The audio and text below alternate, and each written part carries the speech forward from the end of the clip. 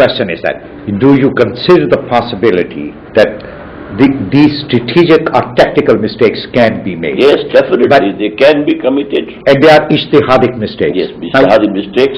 You know, they will give no harm to the people in the hereafter. But here in this world, the movement will fail. The decision of converting from passive resistance to active resistance in the case of the life of Prophet was done by Allah. Now, as the head of an organized Islamic movement yourself, what is, in your view, what is the particular state at which you find yourself? Passive resistance, active resistance, qital fi sabilillah. You said that you do not approve of qital fi sabilillah because it is not feasible. My question is, if it becomes feasible, if it is feasible, it is permissible. If you said because arms are not available to the masses, if arms become available to the mass, my question is the issue of the legitimacy of this qital fi sabilillah is legitimate, is halal, is permissible till the end of this world. But in the given conditions, in the objective conditions, generally speaking, it's not feasible. And at what stage do you find your movement? Yourself. My movement actually is in the very beginning stage. Dawah, purification of selves, organization. These three stages go hand in hand, side by side. Now the passive resistance in our case is not coming from outside. It's on the level of society.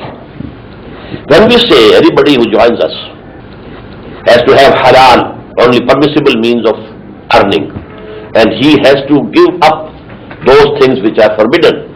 Now there is a struggle in the family. Even his own wife and children may be against him. We were having better times before, now you know, we are hard. So if the segregation of sexes in parda and wheel, it is established, you may be an outcast from your relatives. So this is the passive resistance which we are meeting at this time. We are not strong enough in the eyes of the government that they suppress us. But generally speaking, the Tanzeem-e-Islami is not at that level up till now.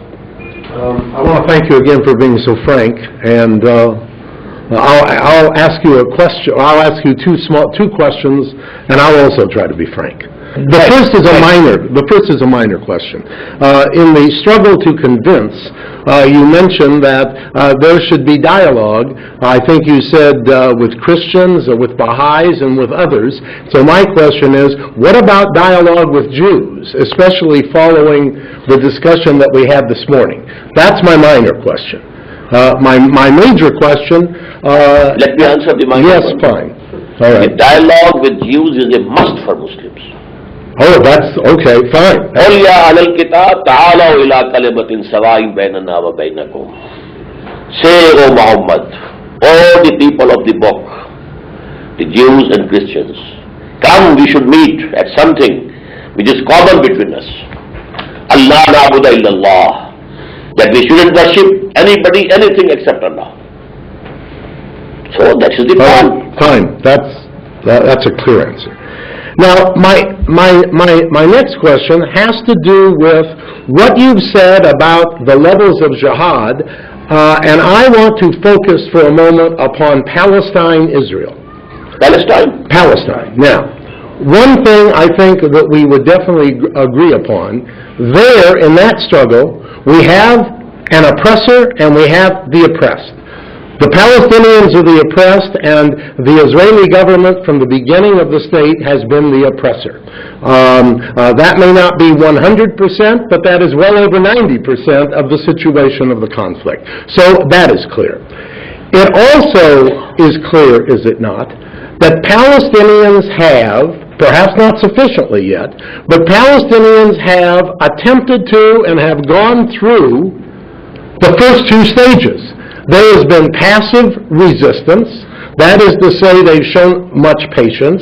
And we can say, can we not, that since December of 1987, when we had the first Intifada, we have gone to your second stage of resistance that is still non-violent mostly, but is an advance from the first stage, and actually for some time, limited time, produce some positive results.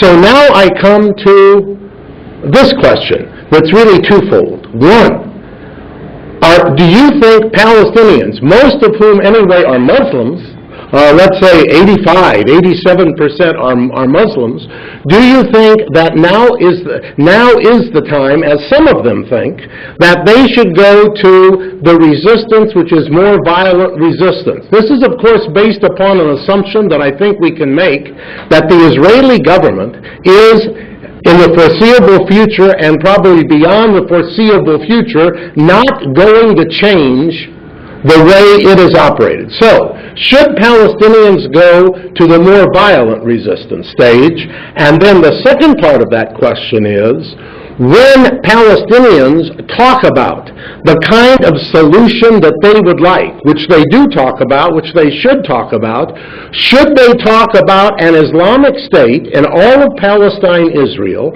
and if indeed that is the answer, that it should be an Islamic state, then my question is, does that mean, which I infer it would mean from what you had said, that then if that did hypothetically come into existence, that the 5.2 million Jews who presently are there, those Jews might be granted human rights up to a certain point, but not be granted political rights and not have the right to engage politically in the governance of that Islamic state?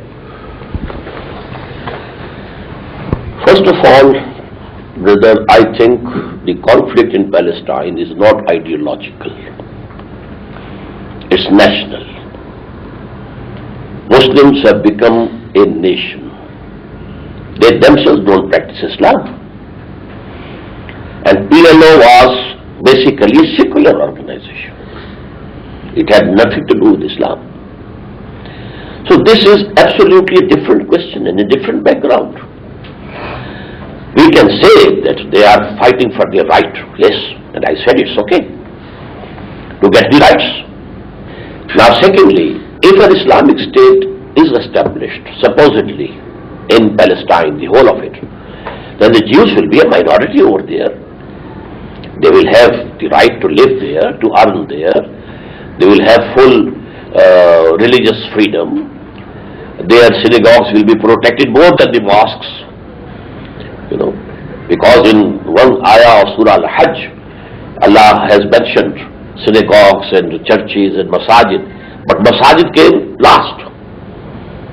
So, لَهُدِّمَتْ صَوَامِعُ وَبِيَعٌ وَصَلَوَاتٌ وَمَسَاجِدُ يُذْكَرُ فِيهِ اسْمُ اللَّهِ كَثِيرًا. So all these, synagogues and churches, and then masajid also. I wonder how you would feel about the following. From 1917 to 1989, the chief organization that struggled against oppression were the Marxists, mainly from Russia. And since that time, since 1989, the Islamic peoples, if I can call them that, have taken up the cudgels against Western capitalism. And the way you formulated your final three stages, I wasn't quite sure whether I was listening to somebody who is a Marxist or is an Islamicist. Because I have been listening to this discourse on struggle against oppression for many years. And to talk about objective conditions is exactly what the old Marxists used to talk about. If you read Mao's military writings, for instance, which is the final stage of your three-stage